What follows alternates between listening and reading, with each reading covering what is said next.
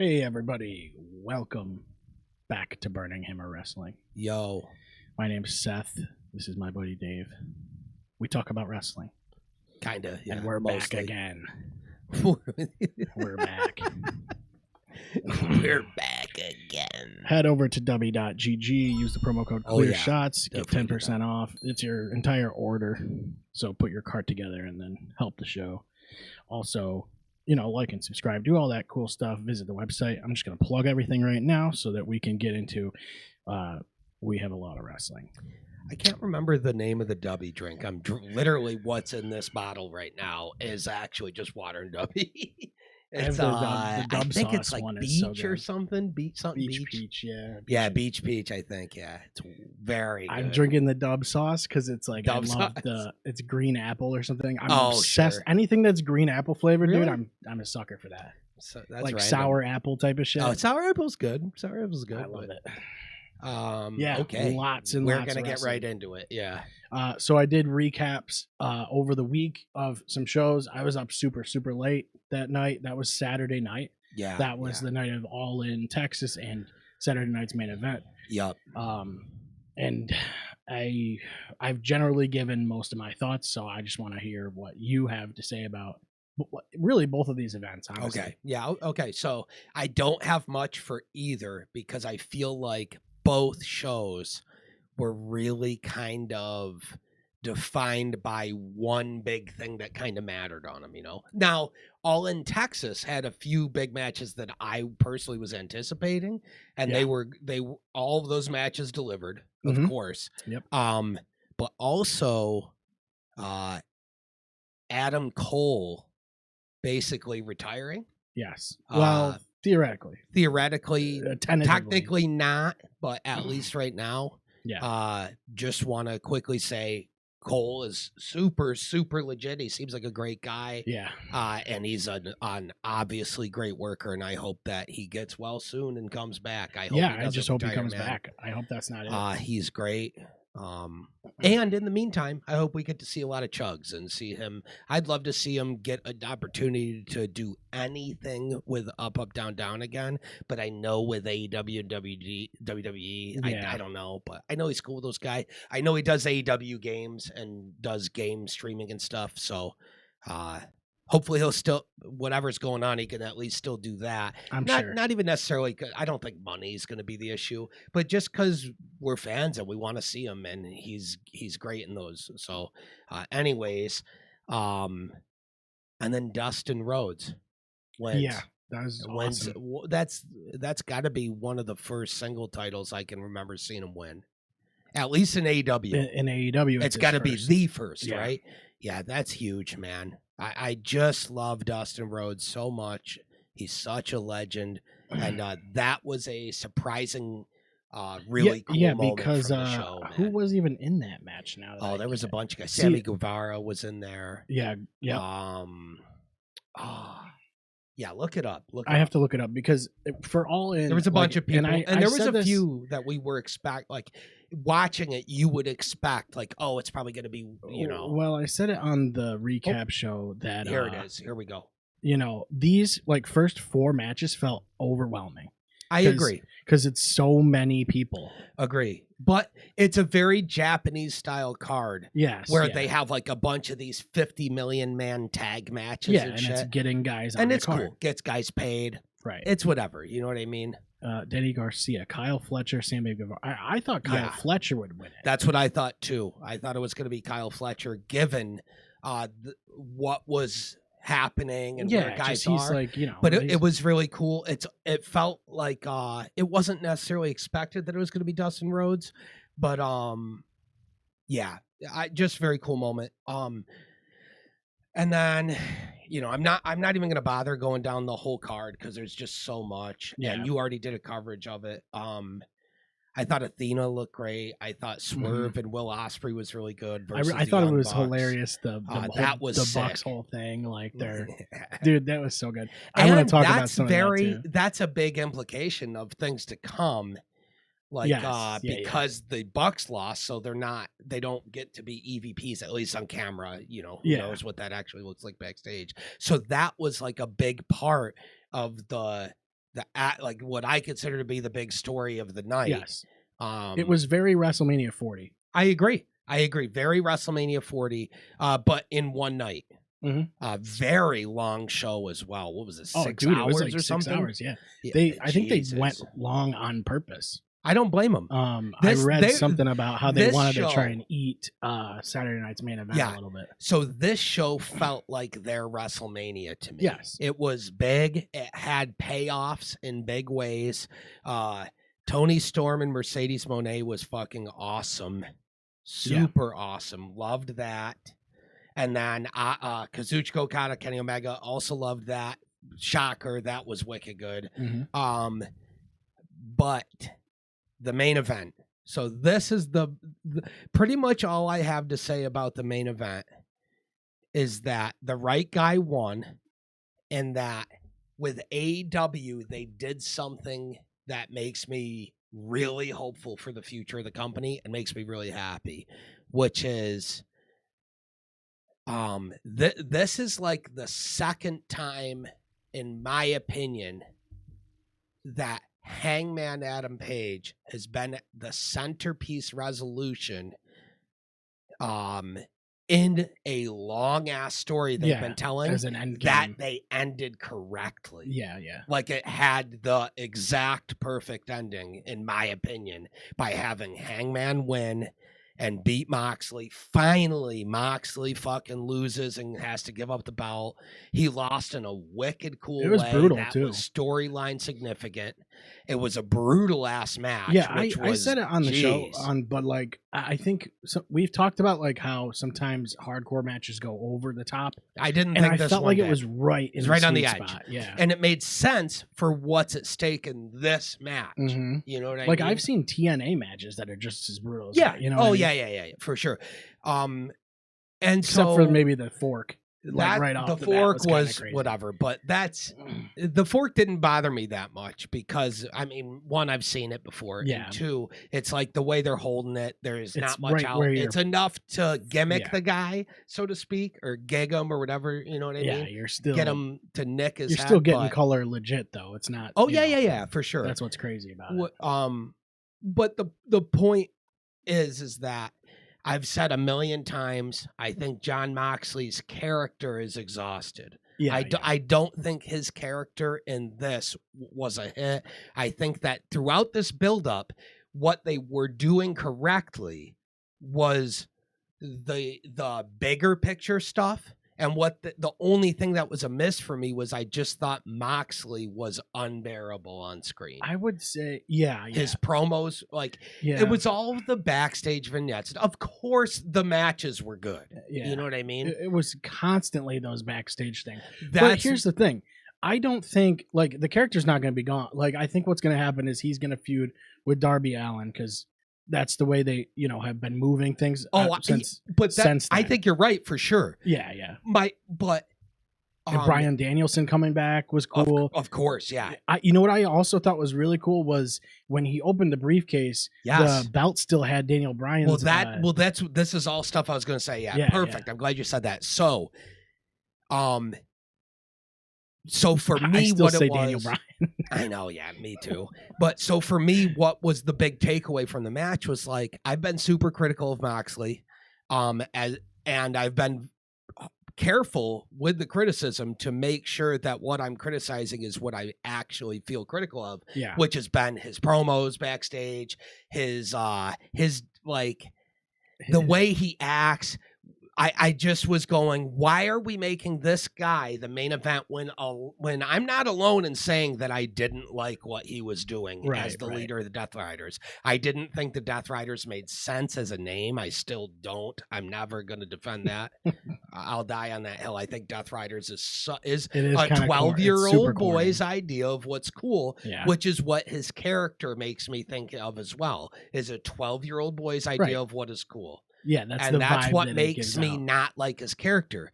Now, something I never considered is that he's doing that on purpose, knowing that it makes him dislikable, because it all seems like it just happens to be how Yeah. he really thinks, and he just thinks what 12-year-old boys thinks is cool Yeah. is what he thinks is cool as well. You Maybe. know? So I don't know. I Having saw said that, it made him super hateable, which Yes. was necessary for everything to work, which is why I say that Yeah, that's the whole point. overall big picture being build a faction that's hateable, have them Iron Fist the division and like Iron Fist the title, and you don't get to see it and stuff.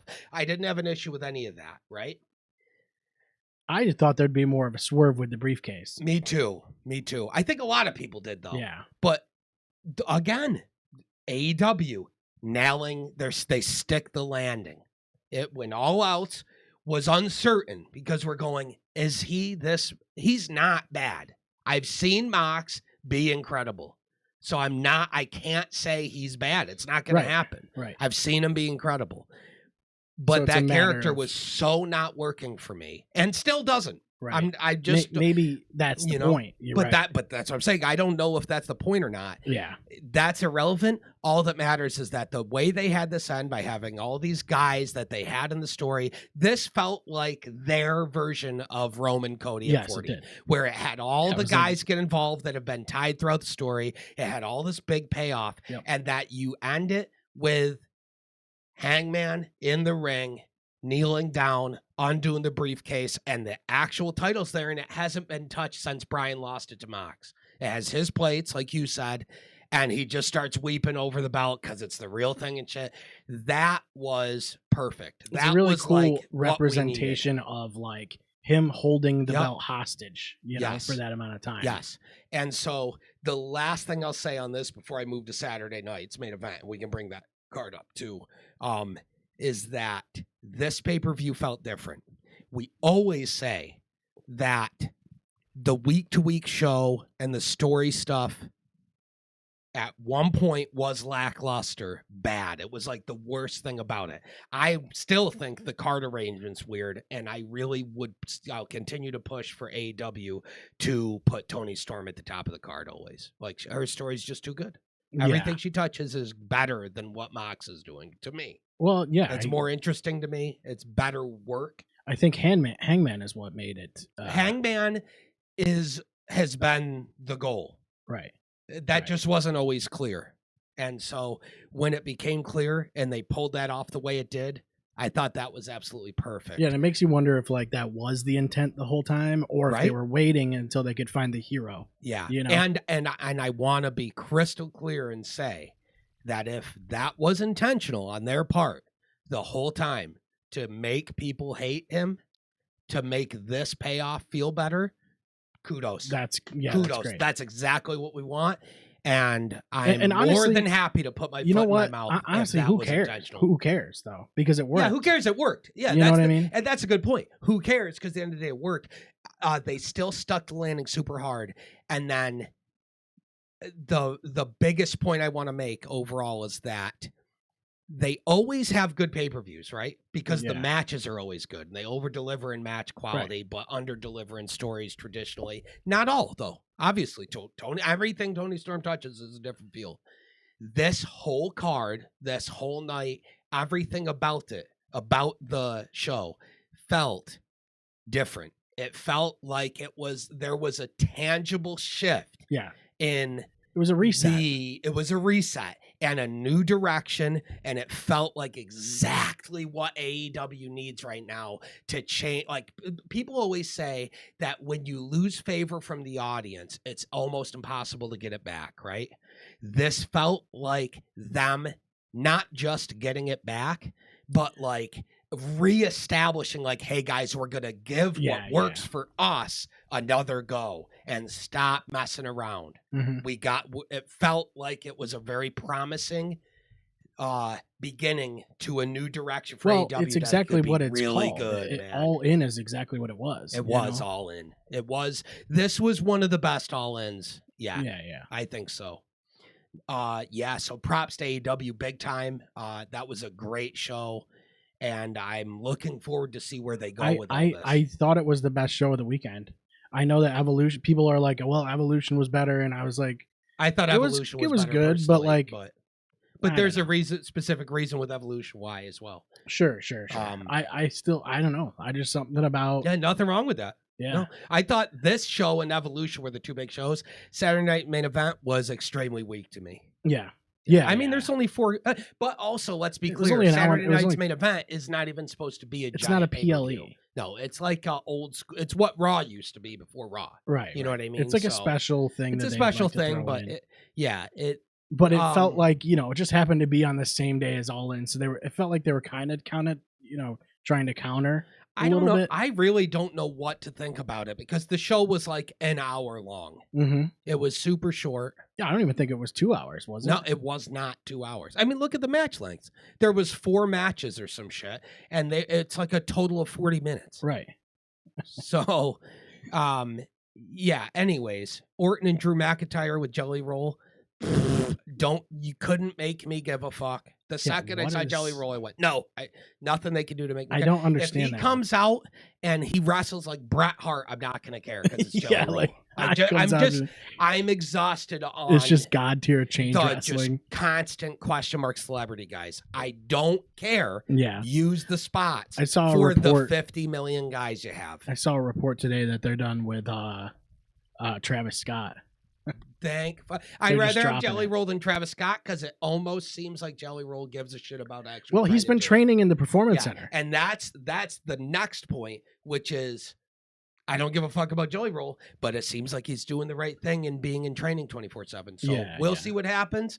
But at first glance, I'm begging you to use wrestlers. Look, I get why they do these things, but I don't love it.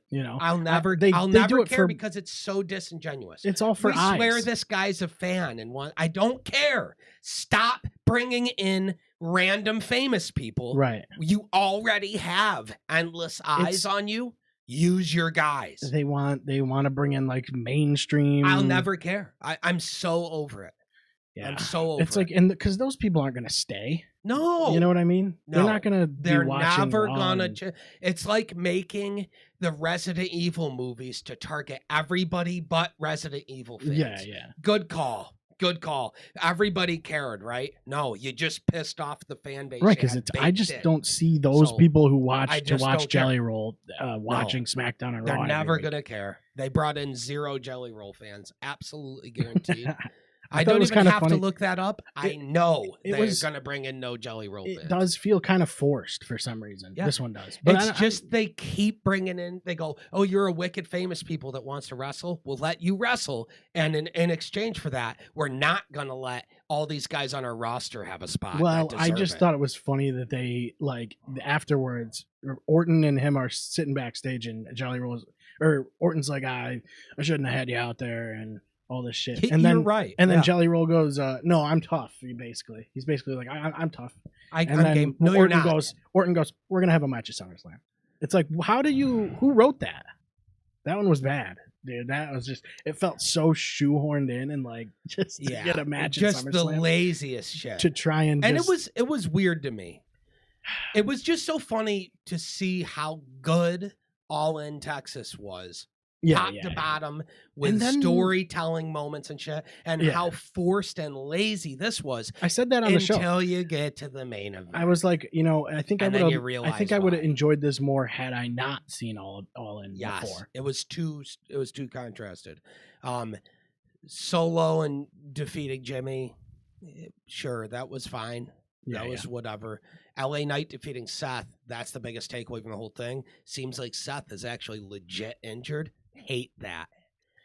I don't know. All reports are that he is. Could be a work. I really hope it's a work. A lot. He was on a show. I can't remember what he was on, but he was on something recently. Yep. But he's now launching a podcast, which seems like I'm injured and I'm going to be out. Time to do it thing. Well, hard to say though. Maybe he's faking an injury because he's got to launch the podcast. Well, you could also. Well, I mean, SummerSlam's only a couple weeks away, so it's like you could just be gone for a couple wekind and come back and be like, my knees. If it's not a serious injury, maybe it's not, and they're just overselling it. Yeah.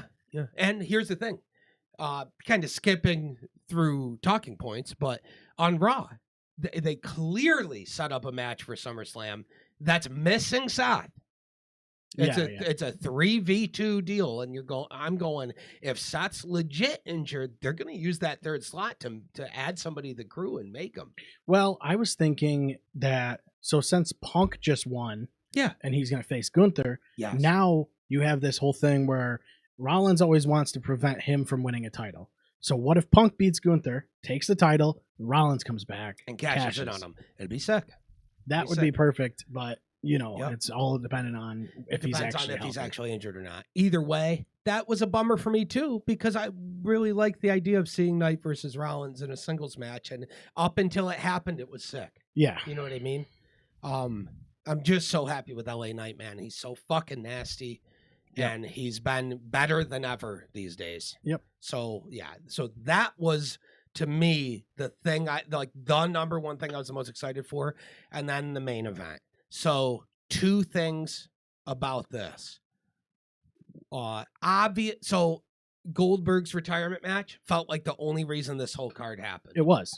Like, they would have just not even done a Saturday night's main event in any capacity if it wasn't for some contract they had worked out way in advance where they had to do a pay-per-view for his event. So they just fed him this Who Cares pay-per-view. Yep. Right?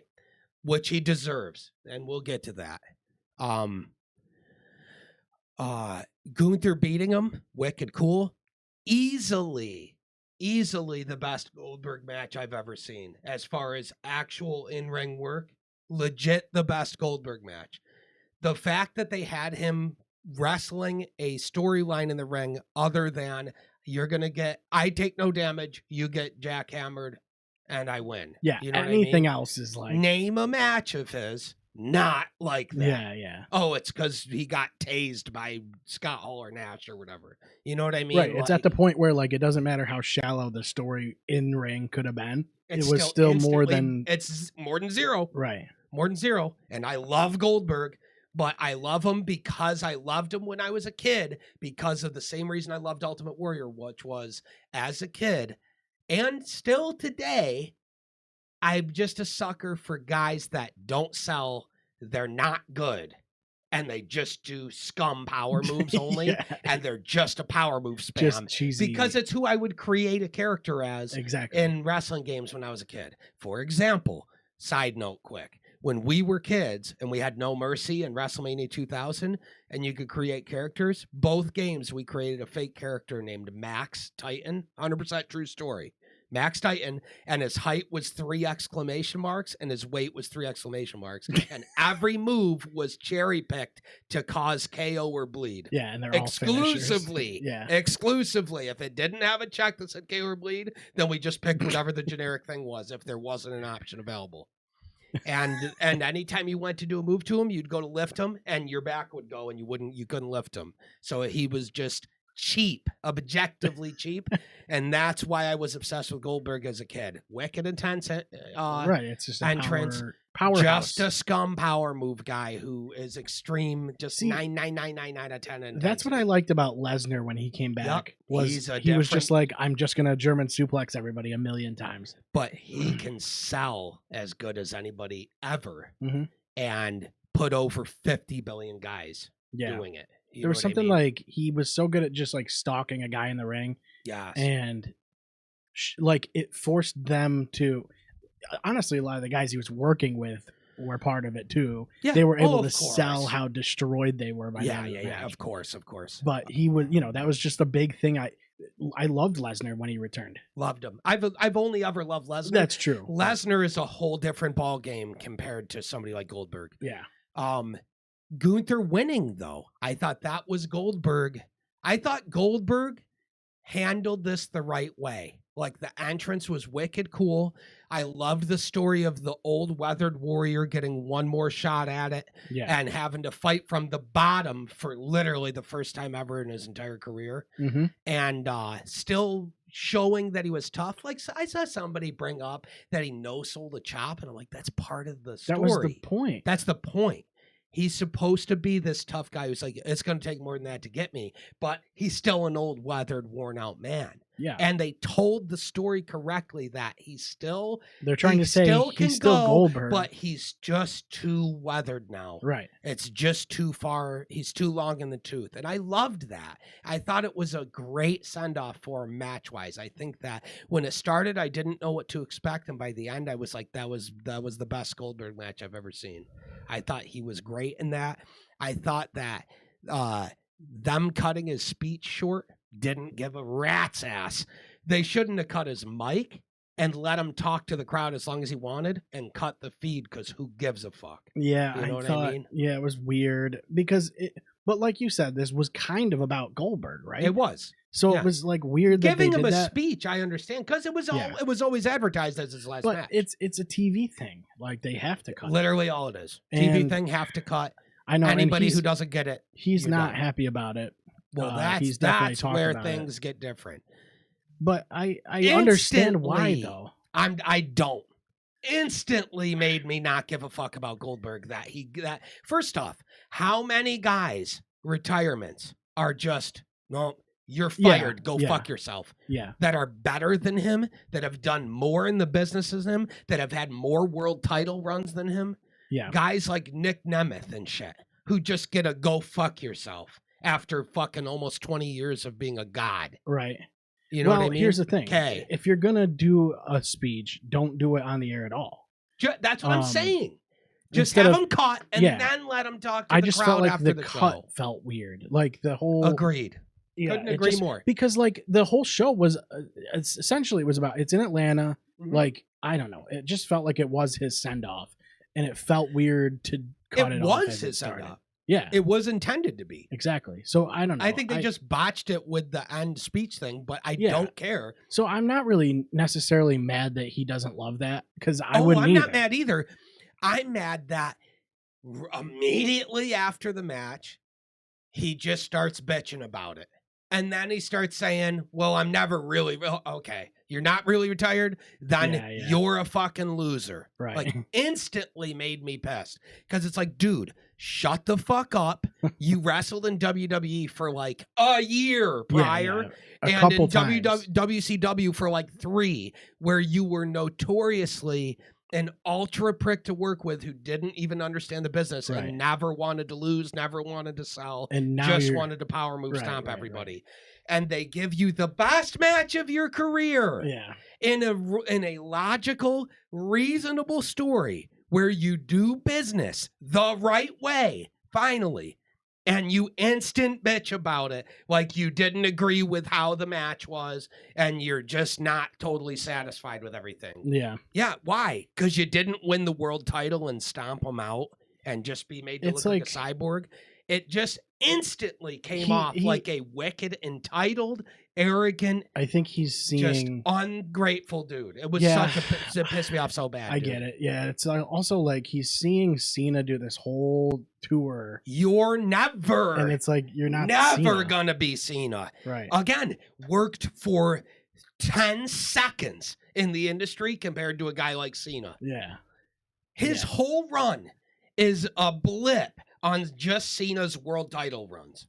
Yeah, it's like, like I said, I'd be pissed too if they cut me off, but I don't think that 100%. Was the intent. And I also think it was the intent either. Yeah, and I think this also felt quickly set up. You know what I mean? Mm-hmm. I know what happened a while back, but it did they obviously gave him time to prepare and all that stuff. But that's the flip side. Yeah. And that's the last thing, which is Wicked felt like he must have been making some whatever, like some lofty demands or requests for his retirement. And WWE's going, said, no, we'll what? Right. What?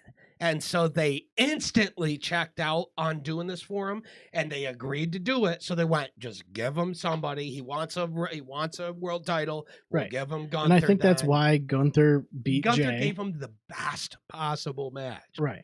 But that's why Jay dropped the belt. Yep, Jay's not giving him that match. No offense. I like Jay. I don't think that would be as big of a match. Gunther is a believable guy. It wouldn't be as big of a match anyway, right? No, Gunther was the right opponent, gave him the right match. Everything was great. I totally agree the ending the speech was weird.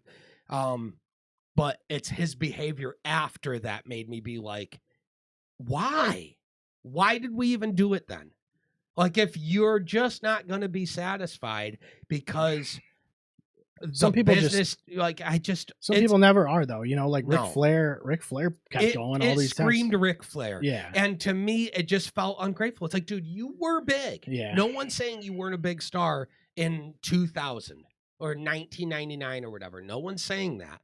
But you are not a Mount Rushmore guy. And it's crazy to me, honestly, that they even gave him all this. Well, some people just want like this storybook ending type thing. And I it's know, like, but that was still everybody does and doesn't get it. Yeah, like there's plenty of guys that are just not. They just get fired. Yeah, that's or what I'm their saying. Contract is so up I don't get why. So all it did to me was expose that in real life, behind the scenes, he thinks he's the biggest deal. Well, I mean, look at Sting. Well, and that's another thing. It's like now Sting like, wicked deserved it. Yeah, Sting got his match. Are you kidding me? Yeah, and then and that's the thing is like he also went out on his back to Triple H. Like it was kind of the whole, the Triple H thing, but that's what he's drawing the comparison to, you know. But it wasn't Triple H.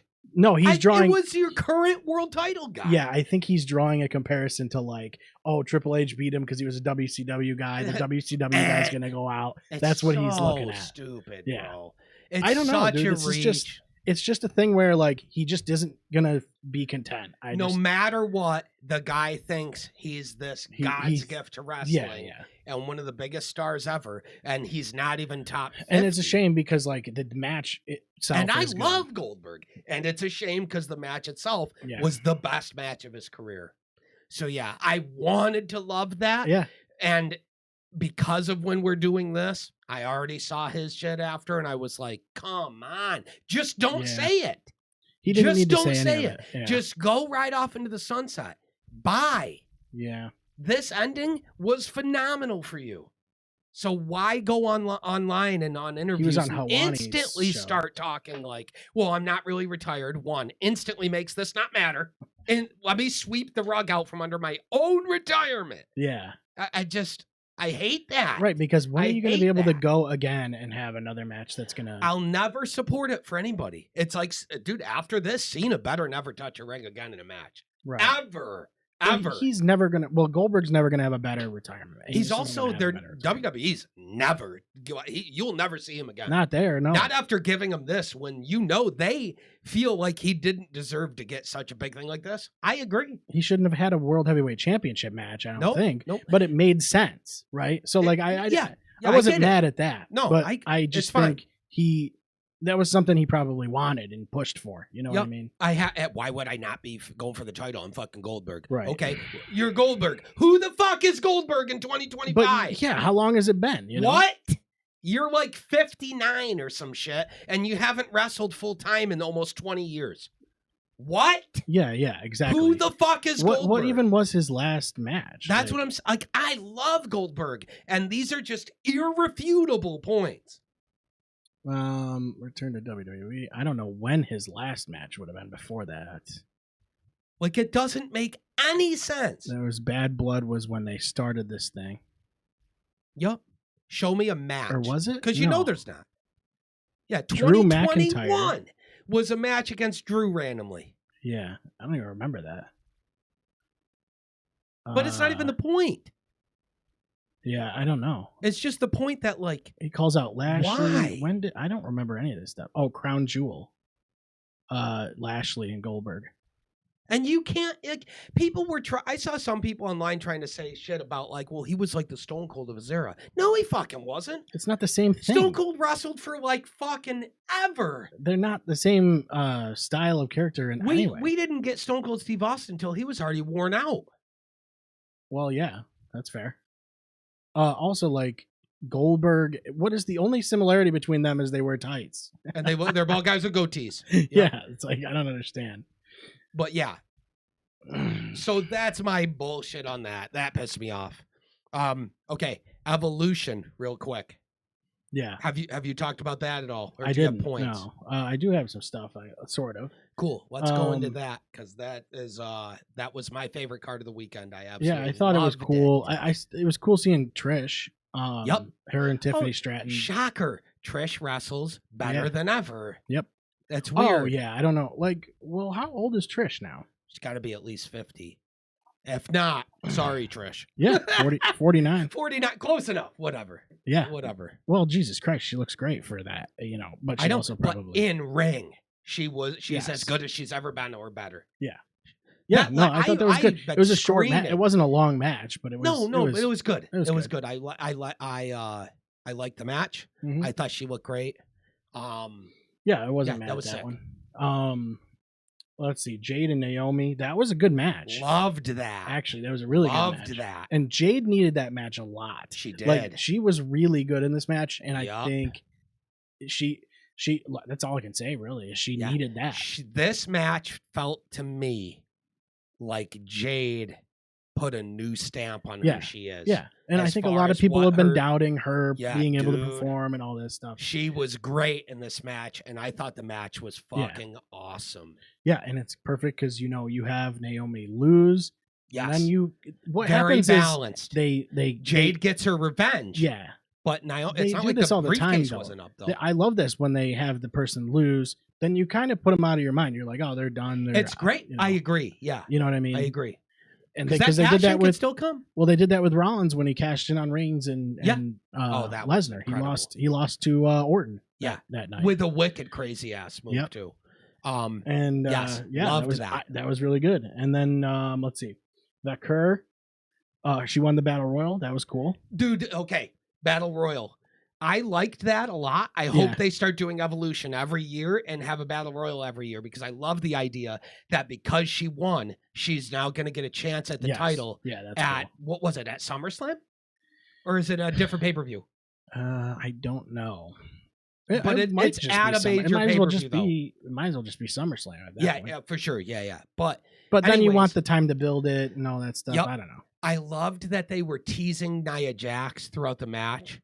Yeah. And then that the final two people were Stephanie and Lash Legend. Yeah, wasn't that from was NXT? Wild. And Lash, to me, was the big star made of the match. She looked fucking incredible. That was the intent, and was for sure. So. I think so. I think that match put her on the map with the main roster fan base, the extended fan base, in a way that it instantly makes it. That's what they were going for. That Lash Legend is just shoved down your throat. If you don't know who she is, she now needs to be on the main roster immediately. Yep. That one match, put her on the map. Welcome to the big leagues. Yep. She's going to be a big deal, man. I think one thing I noticed too is like Stephanie is not like there's never a moment that's like too big for her. She's always like very composed. Yep. With everything. Even she's like ready to be the face of the women. And she's in the ring with Stephanie. And like that probably would be like a little overwhelming. That's kind of crazy. And she cuts a nasty promo just is, in a language that's not her first language. Yeah. And like, of course. It's the same with Io or Oscar or anybody else. Like or even like Penta's English is actually pretty good. But still, not his first language. All these guys that are putting in the work wrestling to work is on English, her first. That language. was the line, dude. That was hard, and that's all she needed to say. Yeah. But I thought she did great. And then at the post press event, I didn't see when she got interviewed there, she did the whole thing. It was English and Spanish because some people ask questions in Spanish and stuff like that. But but she said, she reiterated, like, no, I'm here to be. I want to be the best in the world. And so I need to learn and grow every day, all day. And luckily, it's her career to do just that. And so that mindset, she is absolutely guaranteed. That was to what be I top thought of the was industry. like afterwards. I was like, man, this is like, she has all of the potential in the world. Like she could just be the GOAT when it's all said and done, I wouldn't be surprised. And I would not. I'm dead serious. Yeah. She's as good as anybody else in the ring. She has super dynamic, varied moveset. She looks like $1 billion. Right. She's gorgeous, but that's not even the point. Like she's also just in wicked good shape. Looks like you would go if I was going to create a character wrestler and it's a women's wrestler. She looks like the total package. Yep, right. She can do anything, and she's just so good, and she has just buckets of aura. Yeah. and is super over. And like she's got a lot of time ahead of her. And she's young. So like all the stars align for her to just be the next big thing in the women's division. No, that's all I could think of after that. I was like, yeah, wow, like man, and she's she's just bro. always locked in too. Yeah, it's like she's the nothing future. ever. She She's never never rattled. Yeah, nothing. It's crazy. That like she's never rattled. They give her the ball and she goes swish. That's what I'm saying. There's never a moment that's too big. No, you know? ever. She was one of the biggest She's signings impressive, in dude. years, bro. Yeah. Super impressive. Couldn't agree more. Yep. Loved that. Hope they do this every year. The pay-per-view and that battle royal. I'd really like to see that. Yeah, I wouldn't be surprised if they do. Yep. Especially with the success of this one. Yes. Yeah. Rhea versus Io. Oh my God, dude, that match bro. was great. That match is the one that I think that was the one where people were going like, oh, maybe like they were comparing it with All In. Yes. And like that was the match. I don't know, dude. I think they watched All In and they were like, we got to start stepping shit up. To me, this felt like a WrestleMania Night 2 main event level match. Yep. And from the second they did the intros, it felt different. Yeah. It felt like, oh, there's something in the air here right now. Mm-hmm. Something special's about to happen. Man, Io Sky is so fucking good, dude. I mean, dude, she has just been consistently so good. Another one, dude. She is like Stephanie to me, where she's still not super old or anything. Oh no, but she's also majorly experienced. The future. She's been everywhere. She's been everywhere. She's doing all this. She checks every single one of the same boxes that Steph does. Every single one of them. She is too good. She might be the best overall women's wrestler in the entire world. Yeah, I think it's a promo thing. She just needs to be able to. Yep. And she's English promos. She's so clearly working on it, and her promos are getting better. Mm-hmm. Yes, everybody knows her English is not great, but it's so easy to not care about that when you go, yeah, of course it's not. That's not her first language. It's admirable she's even trying and is making sense and is saying all the right things. She's not fucking her lines up. She's not you can tell, though, like, she got over really fast. Yeah. So, like, she gets huge reactions, and it's like she barely has to speak English. Yeah. She's doing everything. Dude, if you can do that, like, that's even more impressive. Dude, she's just. When you don't even speak the same language as your fans. Yep. I mean, dude, and the match was great. There was brawling outside the ring, like jumping off. This was one of the biggest main event matches of the whole year, and in my opinion, and I don't think I'm going out on a bold limb by saying it, I legit think this is a competitor for best women's match ever. If it's not number one, I think it's top 3. It's top 3 best women's matches I've legit ever seen. It was perfect. Yeah. The in-ring work between the two of them, the chemistry, the aura, the feel of everything, how incredible the execution was, all the moments, the fact that it starts off as this technical instant classic of just masterful in-ring work by both, and then there's a ref bump that's not shitty, it's so smooth, it just steps right in and happens, and you go, oh shit, and then it turns into an everything goes match, and they go outside, and there's big spots, and they're working through the crowd and shit, and then they come back, and it just felt like this all-time classic moment and match. Yeah, and it's like the build wasn't huge, but I think the huge thing for the build was that Rhea's been chasing her title. Trying to get her title. And she's trying to get the win. And she hasn't beaten Io. And I loved that. And a lot of people say this could have been the best women's match ever if not for the ending. I love the ending. I didn't have an issue with it. I thought it was time for Naomi to cash in, and I thought that the way she did it was perfect.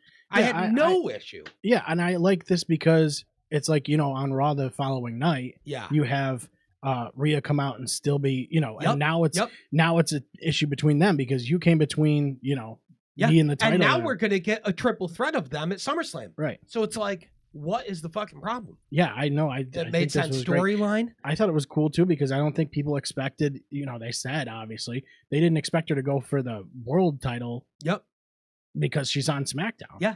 It was genius. Yeah. And then on top of that, then she shows up on Raw with the title and cuts the best promo of her entire career. Yeah. And instantly makes fans go, well, we're going to just cheer her then. and now she's over as a face. yeah. Because she told her side of the story finally, fully on the mic, and you just go, oh yeah, of course. I think that's a problem because you have the women's division needs heels. I think that's why they brought Becky as a heel. She could still work as a heel. Yeah, you can. Because of her character. It's the same thing with Becky Lynch, though. She gets cheered now. And she's a heel. And it's like they need heels, though. But she still satisfies the heel in the story. Yeah. You know? Well, yeah, that's what it is. It still is, but there's heels. There's people like Nia Jax who will literally never be cheered.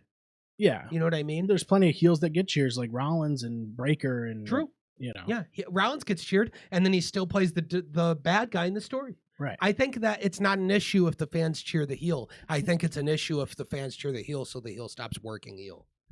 Yes. That I don't like. Just work heel stuff. That's why they're cheering. I still think there's a lack of heels there. Oh, sure. You know. Sure. Yeah, I get it. But it's also a jam-packed weekend of wrestling. Who do you turn? Where we just saw debatably the best heel in the business. And again, I'll say, we don't know if it's on purpose or not. And Jon Moxley, he's the best heel right now because he's so easy to go, I hate everything about him. I hate how he talks. I hate all of it. It's got to stop and it's got to change, you know? Who do you think you would turn if you were going to turn anyone in the women's division, in WWE's women's division? You don't turn Charlotte. Well, she just turned babyface, basically. She is. I was just about to say, her saving Alexa Bliss in the battle was amazing. That was awesome. It was well executed. She basically just turned face. And it was a great, sympathetic move from her. But also, that I don't know how much you know about it, but I think a lot of wrestling fans overall will definitely see it. Charlotte wrote a big article just talking about a lot of real life stuff and a lot of backstage stuff and kind of explaining, like, I'm sorry if I come off fucking weird, but this is what's been going on and this is where my head's at and shit. And I think that one article was a huge deal for her career. It was huge, man. I highly suggest reading it. So just what did she? Time it was good. It's it was very well written. What did she post? Like it got shared to like Variety or some shit. She posted it as like as a contributor. Yeah, it wasn't an interview. Oh, okay. It was just she wrote a piece and submitted it and got it printed. And she talks about her divorce. She talks about her brother dying. It's told in the format of of breaks, right? And one of them, like, say the first one is her being like, I remember, or how did she word it? It's something, I'm paraphrasing, but something along the lines of, I have this memory of like back in, it's 1994 or something, and I'm whatever years old, and I'm with Reid, and we're talking about whatever, you know what I mean? Well, and then she'll tell this story that is kind of part of her real life story, and then there'll be a break, like a line break, and then I have this memory from like 2004 or whatever that I keep thinking about. So like there's like 6 or 7 memories she goes through, and it was such a smooth read. It was quick, super cool read, and it was a major, like, why have they not been showing this, man? Or if they have, why hasn't it felt like it's been visible? So I thought it was, you know, I kind of thought it was visible. I think so, because I think her heel run, I don't think she loved the reception she was getting. She talks about it in the thing. She was talking about how she's like, it's very challenging. You can see it's very weird Yeah. to be somebody who in my real life, what my experience is in all this is I'm somebody who is working super hard. Like all I want is to find love to receive love from the people around me and to receive love from a partner in a relationship. And then I work to receive hate from the masses. She's like, and that's just really weird. You could really see it on her face. There was a couple promos where, and she talks about how it's uncomfortable for her and she tries to get through it, and she feels like she doesn't get to really be herself because of, like, she thinks a lot of people think I'm Charlotte Flair. They don't realize who I actually am. and they don't get to see it. And they also don't realize that who I actually am isn't Charlotte Flair. It's a fucking character. Right. You know? And so to I go felt like further into what she talked about. I think we probably had talked about it when it had been a thing. But like I felt like just you could tell by her facial reactions that she wasn't loving what she was doing. Yeah. And I think Alexa Bliss like kind of brought this out of her. I think Alexa's helped her a lot. Yeah. To like it seems like she wasn't having fun at work anymore and she was super depressed, and Alexa's doing something for her. I think she's probably never gonna. You put anybody with cherish Alexa forever. Well, that's what I mean. Showing her to how to have fun again. But you can put anybody with Alexa, and they're over. Yeah, dang. Like Alexa's they're instantly like bro. Yeah, I can't say enough about her. I love Alexa. She's one of my favorites ever. She gets some of the biggest pops in the entire company right now. Yes, she does. Absolutely. People are going to continue to be very happy that she's back. Yeah. And I hope she's back for a while, man. I love Alexa. But yeah, anyways, side tangent we went on. But I wanted to bring up that it seems like Charlotte in that Battle Royal finally had a turning moment where people were like ready to sympathize with her and actually give her a chance, you know?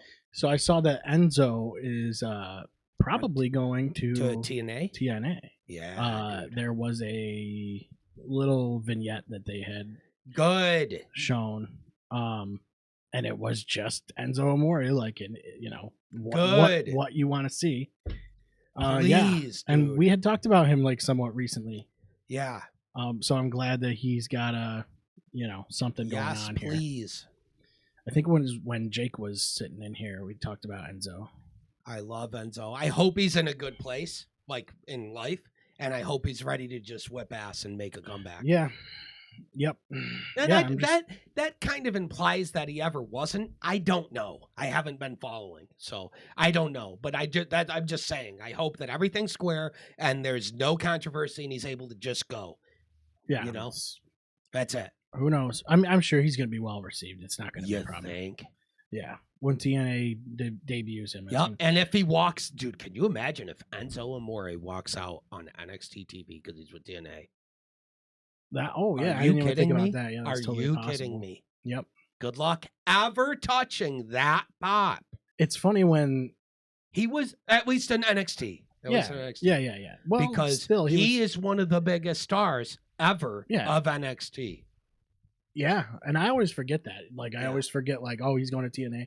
I always forget the possibility that he's I don't think it'll ever happen, but it'd be like if Velveteen Dream came back. People would go, what? Yeah, but you could... You could have it. I don't see why it wasn't like he was caught up in some gnarly shit with minors, from what I understand. And I don't know if it's all true, but it didn't look good. Yeah, I think I looked it up and it was like all of it was dropped or some shit. I don't know. I don't know. Remember? I don't know enough. I just know that he got let go for some stuff that was different level. Yeah. So from what I remember reading, it either I don't know. It didn't. Nothing culminated and was proven or anything like that. Sure. And that good. I hope that it's true and he didn't do shit, you know? Yeah. And I hope that if that's true and he didn't do shit and it didn't culminate, that somehow he finds a pathway back. The reason, and that's why I brought him up, is because he's another guy like Enzo where he was so fucking good in NXT. Yeah. That it was like, oh, this guy's absolutely destined for main event. And then he was gone. Yep. I was like, whoa, dude. But whatever the fuck he was doing, that even remotely... all of these things, it's like all this like sketchy shit. Yeah, I don't know. I don't know if he was doing anything illegal or sketchy, but whatever he was doing that even opened the door for something to be perceived as sketchy. Just never do that again. That's done. Yeah. Learn the fucking lesson. You know what I'm saying? Right. Like, that's what I don't get. How can some of these guys not have the foresight to not go, make anything that could be bad weird for my career and public image? Maybe don't fucking do it then. Just don't do anything weird. Yeah. Is what we're trying to say. Just focus on your fucking work. It's going to be fine. The Wyatts won the tag titles. Yeah, I like that. About time. I say about time. It hasn't been like some long overdue thing. No, but I think it's something that we literally just talked about how they keep coming out and stomping out the division, and nothing happens. How about give them the belt and let everybody chase them now? Yes, right. Perfect, easy money. there felt like no motivation. Now there's motivation for everybody to go after them. It provides fuel for everything. How do you figure out how to beat these guys? That's the move. That's the move. And that's fine. Yeah. I like that. But I'm with you. I thought that them winning the titles, I went, okay, here we go. Now we can get started with whatever this was. Yeah. They can finally get into the swing of that. And that, we've talked about their tag division over there. It's great. Agreed. Yeah. So then I've got Raw and Dynamite. I watched both. Okay. I did not get a chance to see Dynamite.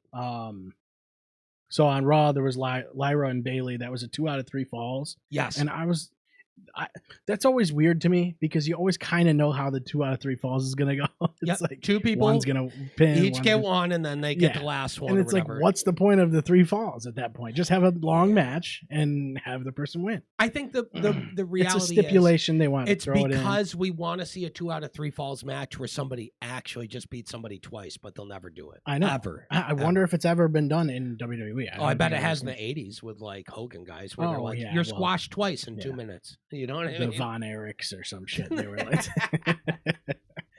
I didn't even think about that. Yeah, in like the NWA and territory days, I bet it's happened because it's not like these are brand new gimmicks. Yeah, of course, it's not a brand new stipulation, and not even close. But it is a stipulation match, so they're throwing. I do like that they're doing that. Match was good. To be match was great. And I like that Lyra winning. I was like, okay. Yeah. And I like that they mentioned Bailey's losing streak because it shows that they're aware and that it's an intentional thing. Mm-hmm. There's a story they're building around that. Yeah, I think when you call back to that kind of stuff, that's cool. Yes. AEW does that a lot. Yeah. They'll talk about their records. They do that. Yes. And I don't mind that. No, me neither.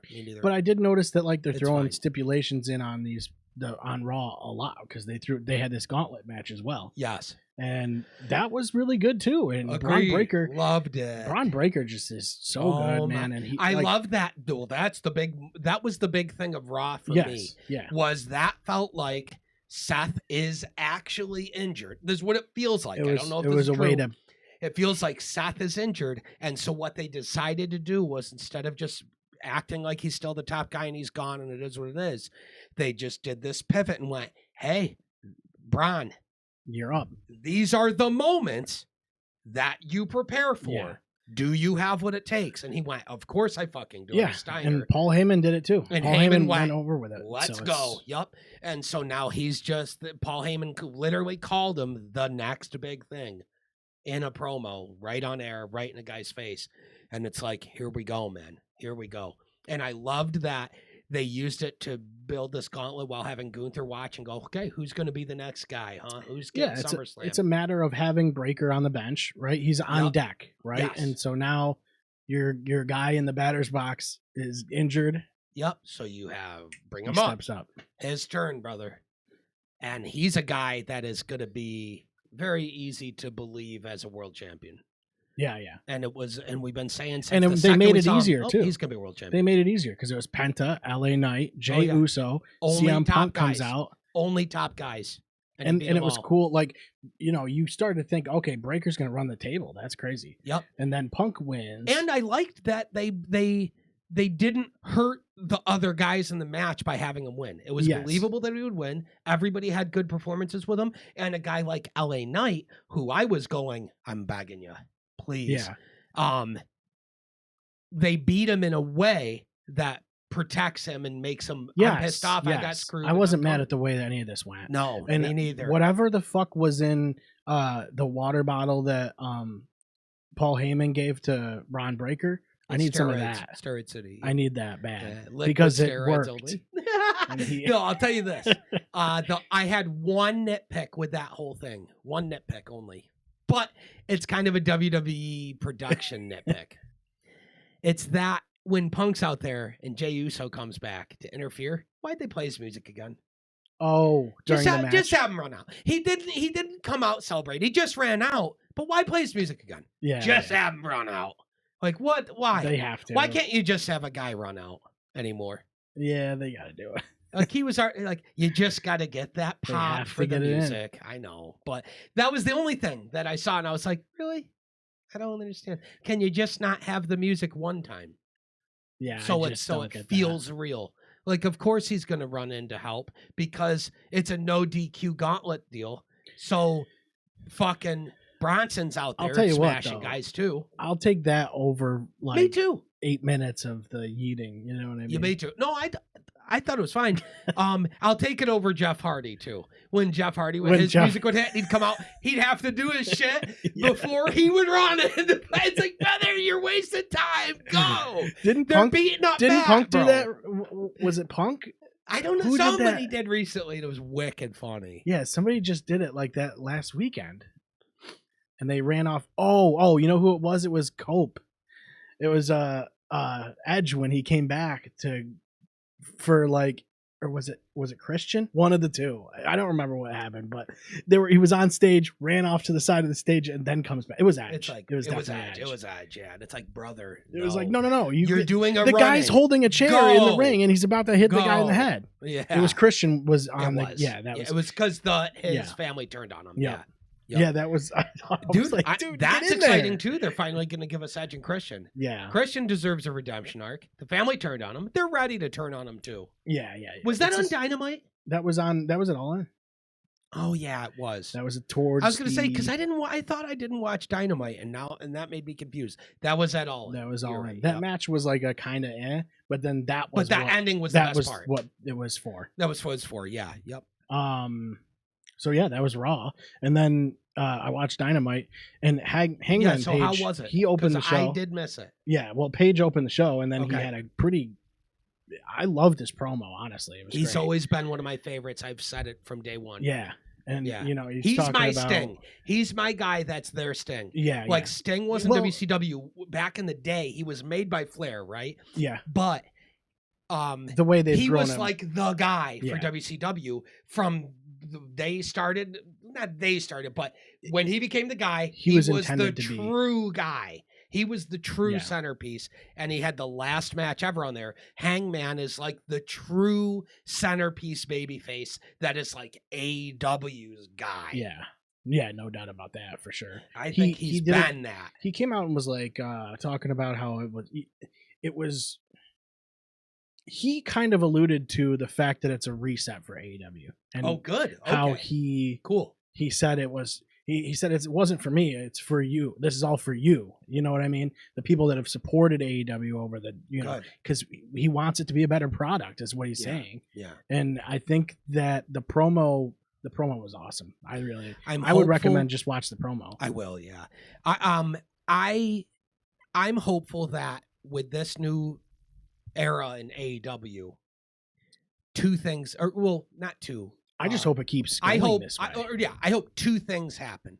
One, I hope it keeps going this way. It seems like they found the right balance of storytelling and in-ring work, and it's working. It feels balanced. It's early to tell, but All In felt super balanced. Yeah, and I've been watching it for the last few weeks leading up to All In, and I've been enjoying it like more than a lot of these WWE shows, which is crazy to me. Yep, but good. Mm-hmm. I love that. Now, what I'm also hopeful for is that AEW fans who think that WWE fans hate AEW just because they have to hate it will realize that's not what it is. Right. And the product had to be better. Yeah. And now that it's better, I'm hoping that AEW's numbers rise, they draw in more fans, and they get good faith back with fans that have been watching, like me, fans that have been watching. Well, I guess maybe not me because I have to cover it at all. So I try to watch as much as I can. Some of it, right. Time's limited, so I don't know. I'm glad that it's on. They're showing Dynamite and Collision on HBO Max now. Yeah, that's a big deal. We talked about that. That's what I did last night. Big deal. I just had it on my phone and I was playing No Man's Sky on the TV. Yeah, that's what I'm gonna do too. Like that's what I'm gonna do too. Is I'll catch up on it and I'll start getting ready to watch it every week. But yes, I hope that this all leads to just good stability. We just get a good wrestling company again that's doing everything right and They get set in a routine and they just stick to that. I want another. And it's a nice balance and I with want good stories. Look, we've said it a million times. We want AEW to be better. We want another Monday Night Wars. You know what I mean? Yeah, I want AEW to do better, and I want it to just be incredible, full spectrum. The stories, the moments, the matches, everything, instead of just one or the other or some. I want it to all be great. Build stars. I want competition. Let them thrive. Have big shows. Draw more eyes. Sell more merch. Start doing everything right. Make another video game that's better than the other one. Yeah. Not that I would like to play that one again. I didn't hate it. I played it. I played it and I didn't. I thought it was a good first game, but they're on it for too long. They got to move on to the next one. Yeah, it's time. It's time. I think I'm gonna pick it up again, and because I didn't. I had. Well, now you could probably get it on a huge bundle. Well, you probably could get it on Steam or something. Yeah. I had a free trial on GameFly, and I picked it up, and I got the disc sent to me. And I played that. I just already have it. And I just tried it. And I bought it didn't the mind second it. it came out because of what the hype around it. Because of what it was. I thought that the big thing with that was that it didn't have the content was the problem. That's all. But that's all. The game was fine. I don't know. I wasn't mad at the game. No, me neither. I thought it was a good launching point. Yeah. For a series. This is the thing is any kind of competition, whether it's video games or even the shows, that drives both of them to be better. It's only going to make WWE have to be better. So, and as somebody who continues to watch WWE, I like that too. You know, so please do, yes, absolutely. I don't want to. In a perfect world, there would be nothing to criticize on either show, and it would just always be killing. And that doesn't mean everything has to be 10 out of 10. I'm not going to sit here and go, well, that one match on Dynamite was weird. I don't care. You guys know I don't care. What I care about is don't botch shit that matters. Well, here's the reality. Not it's like moves, storylines, and angles and characters. It's like we call out a lot of shit that happens in WWE that's fucked up. Absolutely, yeah, absolutely. But absolutely. But overall, it just has been better. But even during the wars, it was like there was shows where you're like, what? You know what I mean? Oh, of course. I talk about it all the time. How even during the actual Monday Night War, how people rose tint the Attitude Era too much because of the guys that mattered. But you also had weird bullshit like fucking meat and shit. And Grandmaster Sexay. Yeah. And cool. They were over. But you're really going to tell me that shit was top tier? No. I'm sorry. If you look at some of the undercard, but it's like when you're go back and watch full shows sometime and you'll go, oh, see, the only thing I remembered from this was I wish there was a Rock way to doing something that was randomly generate a Raw episode. You know what you could probably do is have you could do an RNG thing. You could have an AI just pick one up for you. Yeah, you could say Chat GPT or something. Give me a random Raw episode. That's a good idea for a Patreon series. Yeah, and then we could watch the whole episode and be like, interesting. That's a good interesting. We got to do the ones that we already have first. Well, yeah. I was thinking a whole different thing. Showdown Swap is super high priority for me. Super high priority. I'm really, really trying to get that going. So that is inevitable. Timing has been the only issue so far. Oh, the Bucks came out last night, and they continue. They had so they dropped their whole EVP thing, and so the first shot of them, instead of being a limo, they're in like an SUV. And they get out and they're all pissed and they don't want the cameras to see them and shit. Dude, it was so good. And then they make their entrance for the match and there's no pyro. So the commentators are going like, oh, no way. They took their pyro. Lost that big money when they were in control. Oh, my God. It was hilarious. I like that. So good. Smart. Dude, they're killing. I love the Young Bucks. Dude. Oh, yeah. So great. I have always liked the Young Bucks. I think they're a great tag team, but they definitely do things I don't like. I don't like that they're so reliant on super kicks. But you can't say they're bad. They're like one of the best tag teams in the world. Yeah, it's like, I don't know. I think that they get a bad rap because of sure they're in an awkward position. Yeah, I definitely think so. Mm-hmm. And so if you didn't, I don't know them behind the scenes on the channel. There's also footage of a match that I posted from 2CW. Yes. And that was a Young Bucks match.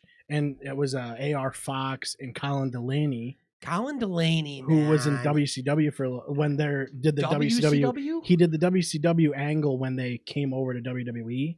He was part of that roster. Yeah, he was part of the WWE WCW roster. Colin Delaney was. Yep. No way. Not for very long, but he was. So he was there. So Colin Delaney is. I think he was under that name too. He's a guy. So around here, we're Central New York guys, right? We're Central New York guys, and our big indie scene around here was 2CW. He was a commentator in Rochester. Mm-hmm. He's a Rochester native. So WWE, he made some appearances. Yeah, so he was, squash match. He's legitimately really good. Look at that. He was on, what is that, 205 Live? Really? Yeah, he made a couple appearances. He wrestled Kenta. Yep. Yeah, there was something I was reading about how he was like in the background scenes of some of those. He had a couple matches on AEW Dark. Yep. Nice. Yeah, he was in some background. I guess it was like that makes me really happy that he's still flirting with the majors. Yeah, you know what I mean? Well, yeah, I don't know what this would have been 2021, but I wonder what he's looking like these days. I haven't seen him since like 2010 or so. But either way, the reason we're talking, props to him. 2CW was fucking awesome. Yeah, and Kevin Owens talked about 2CW and brought it up and actually on Cody's podcast. He gave him a shout out and said he loved working for him. Mm-hmm. And 2CW was the Central New York indie. And we went to a bunch of them. Was huge. I've been to a bunch of them. That's where we saw Kevin Owens and Luke Harper, Brody. Yep. We saw him there a ton. He's another Rochester native. Yeah, and that was Rochester's right down the road from us. It was him and Matt Hardy. Yeah, and let's see. So Rhino, yep. Spike Dudley, we've seen Spike Dudley. Yep, that's right. Yeah, so that match was those four, and then Sammy. What's his name? Sammy Callahan. Card. Sammy Callahan. Yeah, Sammy Callahan. He was a frequent guy there. That card also I had bonus footage at the end of the video, so if you watch that, there was also footage from Rhino and Joe Gacy. Yeah. So that was kind of cool too. That's crazy. There was plenty of big names that they NWA Upstate Squared Circle Wrestling. Mm-hmm. That's 2CW. They used to just call it 2CW, but it was Squared Circle Wrestling. That was an awesome fucking indie promotion, dude. Yeah, it was great. That they should have been one of the big ones, like a ROH or a PWG. I don't know, like the big ones. Yeah, they folded, and then I think they had a show. As far recently. as I know, they folded, but they've done some reunion shows. But they were just so fucking awesome, man. Yeah, they did have a couple shows recently, from what I remember. They were so awesome. Yeah, Young Bucks, Bullet Club. Yeah, there's a bunch of guys. Yep. Yeah, Kevin Steen. Back when he was, yeah. But yeah, that's on the channel. So if you want to go check that out. Oh shit! Apparently, in 2015, they had their final event in Syracuse, and it was. I remember that. Yeah, and it had. I didn't go to it. Kevin Steen was on the show. With Colin Delaney, the Young Bucks, Sammy Callahan, Spike Dudley. That's a crazy show. Wow, bro. And it was sold out of twice. Of course it was. And it was live streamed on the internet for free per-view. You know what? We should see if we can find that. I bet we could watch that. I would love to watch that. We should do a watch-along the whole card. Because I'm pretty sure there was a site that used to sell them, even if you have to pay like $10. Man, 2CW was the shit, man. Yeah. There's a dude from Oswego that wrestled for 2CW very regularly. Mm-hmm. Yeah, and I would like to get him on here. Studley Steve McKenzie. Shout out. Steve, what's good, brother? Yeah, we should get him on. I've already talked to him. He said great guy. He said he'd like good wrestler.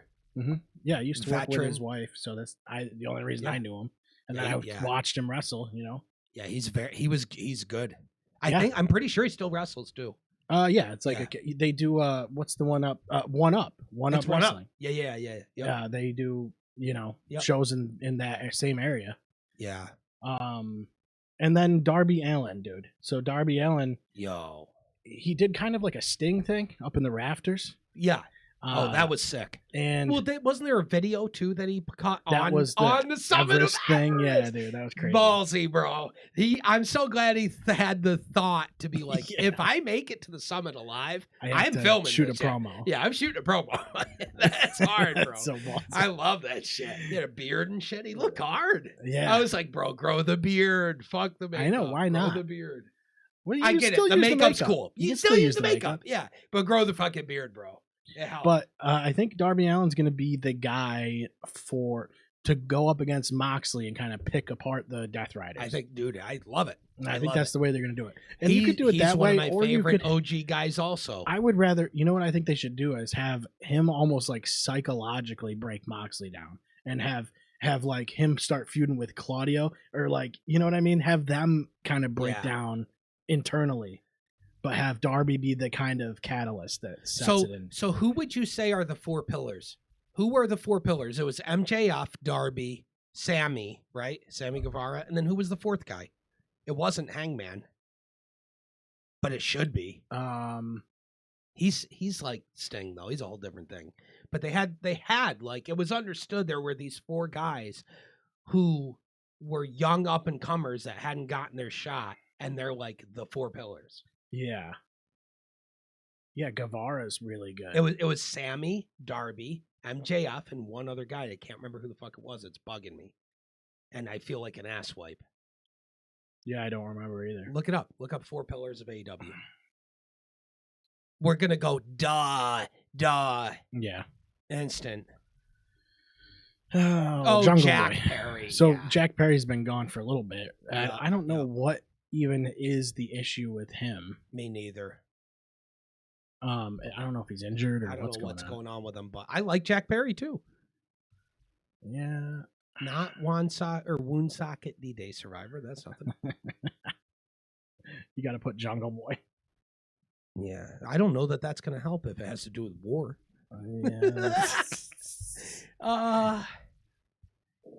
Yeah, I don't really see anything about his. I know he's just been kind status. of away. He's been away right now. Yeah, I don't know if he's even. I mean, I know he's with the company still, but yeah, and you know, yeah, I feel like he's definitely. I would say I don't know. He was one of those guys that got a lot of shit.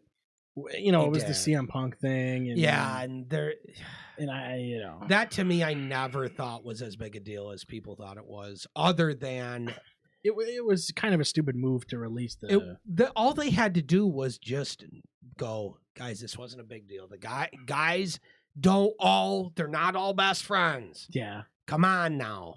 It got broken up. Tony Khan's like, I was Tony scared for made my it life. a bigger thing than it needed to be. And I don't know, maybe he was trying to work an angle out of that, but it didn't. I don't know. Maybe, yeah. I don't know. Because what do you do with the angle, right? Because CM Punk isn't there anymore. Yeah, for sure.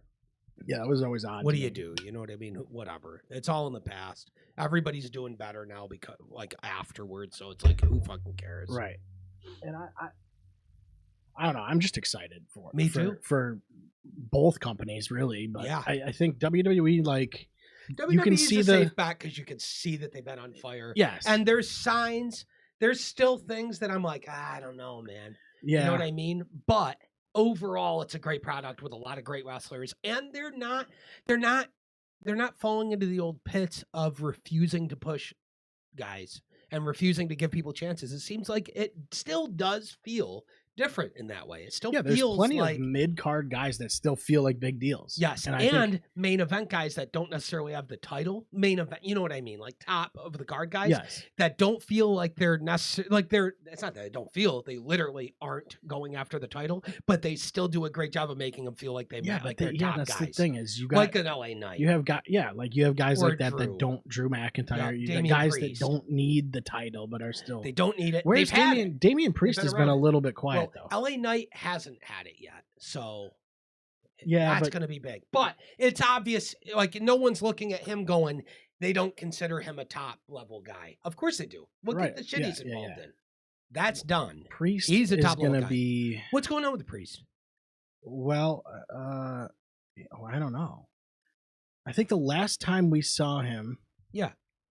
it was backstage, Yes. right? Because he talked to somebody. Yeah. He was saying some shit to somebody. He was like saying some shit like, brother, you got to figure this shit out or whatever to somebody. I can't remember who it was. Yeah, because he hasn't been in a match in a while. Yeah, but it wasn't that long ago. Oh, Malachi. It was Malachi. That's right. It was Malachi. And Malachi took him out. Yeah, he did. He like walked away. Yeah. And then he came back and like. Wait, hold up real quick. And they kicked him in the face. Yeah. That's the last time we saw him. So he's working towards something. There's something going on. It's not like he's gone. Yeah, I think that's where they're going to go. When he comes back, he's going to go, oh, okay. Wrong guy. I wonder if he had like a nagging injury or something because he was off TV for maybe a while. Maybe he's just taking a break. Yeah, that's possible. Maybe he's getting a vacation for something. Yeah. Yep. So I don't know. Yeah. Yeah. I thought he had a great title run. I just like there's a lot of wrestling I have to watch now because that's tricky. Feel like that's the only negative. Is now that it seems like AEW is really gaining momentum in a good direction. Now I'm like, fuck, there's like 10 hours of wrestling I got to watch every week. Yeah. All right, let's try. So bear with me. Both of us have schedules that eat a lot of time outside of this. Yeah. And we just do our best. We're going to continue to do our best. There's going to be things I miss for sure. Yep. Absolutely. And that's just how it's going to be. And if we miss stuff, comment and tell us we suck at this shit. Yeah. Cancel our fucking show. Cancel us. Unsubscribe. Comment telling us, I can't believe that you didn't talk about fucking Mina Shirakawa or whatever. Yeah. Tell us. We want, because then two things get accomplished. One, we know what people are interested in.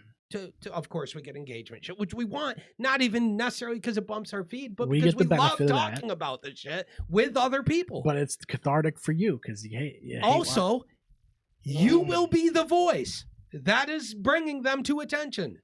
Yeah. It's like people don't realize that if you like being in the comment sections on stuff makes you part of the discussion and it accomplishes what you think is missing.